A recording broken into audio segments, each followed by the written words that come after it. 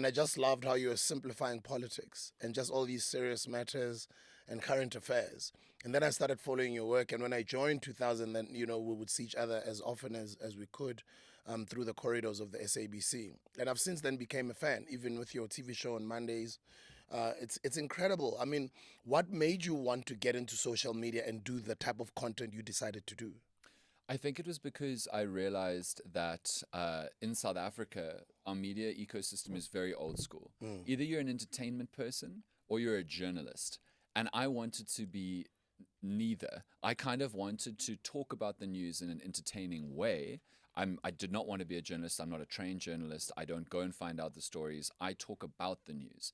And I spent 10 years obsessing over late night American television. I was watching the old tapes, brother. I was watching, like, Letterman, and I was watching all of the modern guys. I was watching Conan O'Brien when he was on back in the day. I was watching John Oliver and Jon Stewart and Stephen Colbert and all these people. So I just became completely obsessed with late night American television. The way that they figured out how to use humor to talk about the news in a way that wasn't hard news. Because I think the vast majority of people, especially now, we want the world to be entertaining, and we know that it can be. Even if you're talking about something serious or the news, there can be a sense of this is good TV to watch. This is good entertainment. It doesn't have to be cold and clinical and factual and like you're going to, absolutely lose your mind and would rather go and watch something else. It doesn't have to be boring.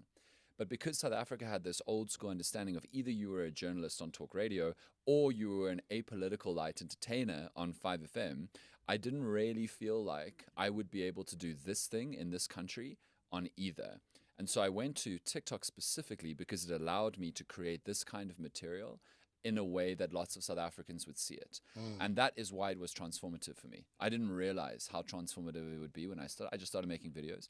And it was also a moment of like, I was in my late 20s at the time. And I just suddenly realized that a lot of my friends were making decisions that would keep them in South Africa for the rest of their lives. Even if they never intended to leave, they just made these decisions. Like the second you consider buying a house, you're like, oh, I'm going to be here.